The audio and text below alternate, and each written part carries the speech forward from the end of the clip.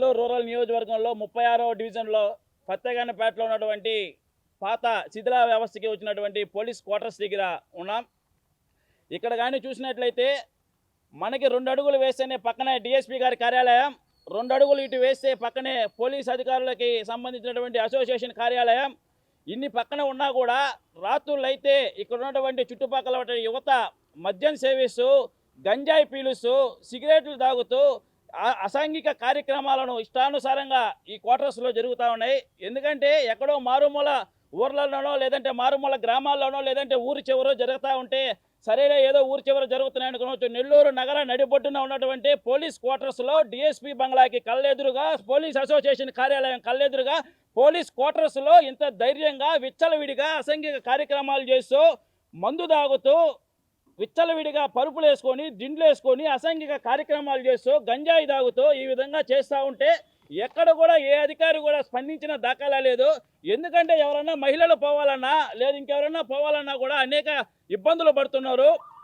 దీని మీద అనేక సార్లు కూడా ఇక్కడ ఉన్నటువంటి సంబంధిత కొంతమంది అధికారులు తెలియజేయడం జరిగింది. ఎవరు కూడా ఎక్కడ ఏదో ఆ రోజు మేము చెప్పినప్పుడు సరే స్పందిస్తామని చెప్తున్నారు, కానీ తర్వాత పట్టించుకున్న దాఖలా లేదు. కాబట్టి జిల్లా ఎస్పీ గారికి మేము ఒకటే కోరుకుంటున్నాం, ఈ క్వార్టర్స్ అన్నింటినీ కూడా డమాలిష్ చేసి ప్రజలకు ఉపయోగపడే విధంగా ఇక్కడ ఏదో ఒకటి కట్టనన్నా కట్టండి, లేదా వీటిని పడగొట్టండి.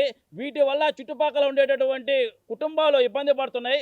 ఎందుకంటే ఏ రోజు ఎవరు మద్యం సేవించి, గంజాయి సేవించి లేదా ఇతర మత్తులో ఇప్పుడు మనం చూస్తున్నట్టు ఎంతో క్రైమ్ అనేది పెరిగిపోయి ఉంది. ఎప్పుడు ఎవరు ఏ విధంగా బిహేవ్ చేస్తారో తెలియదు. ఇక్కడ ఉన్నటువంటి ఒక క్వార్టర్స్లో ఒక బ్లాక్లోకి వెళ్తేనే ఎన్ని బీర్ సీసాలు, మంచాలు, అలాగే బయోమెడికల్ వేస్ట్కి సంబంధించినటువంటి ఎక్స్పైరీ డేట్ అయినటువంటి మందులు ఎన్ని ఉన్నాయో చూడవచ్చు. ఇటువంటి క్వార్టర్స్లు అనేకం ఉన్నాయి. ఇది కేవలం ఒక బిల్డింగ్లో మనం తీసినటువంటి ఫోటోలు మాత్రమే. ఏ బిల్డింగ్లోకి వెళ్ళినా, ఏ బ్లాక్లోకి వెళ్ళినా ఇవి ఇలాగే ఉన్నాయి.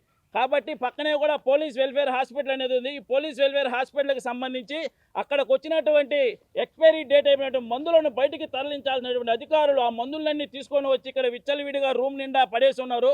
వాటిని ఇక్కడ ఎవడో ఒకడు మందు తాగినోడో, లేదంటే తెలియనోడో, లేదంటే చదువు మీద అవగాహన లేనివాడో, లేదంటే ఈ రోడ్ సైడ్ ఈ కాగితాలు ఎరికిన వాళ్ళు ఏదో మందులు దొరికాయి, దగ్గు మందా జ్వరం మందని తీసుకోపోయి వాళ్ళు తాగినా వాళ్ళ ప్రాణాలు పోయే ప్రమాదం ఉంది. ఈ విధంగా ఈ డేట్ అయిపోయినటువంటి మందులను ఈ విధంగా పడేసినటువంటి అధికారుల మీద కూడా ఖచ్చితంగా కఠిన చర్యలు తీసుకోవాలని చెప్పి ఎస్పీ గారిని కోరుకుంటున్నాం.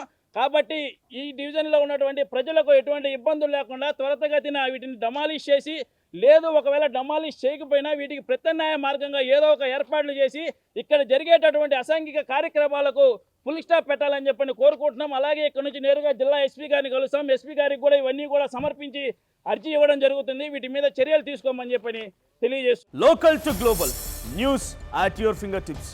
మీ చేతిలో ఒక ఆయుధం. Download R TV app. Media legend Ravi Prakash is back.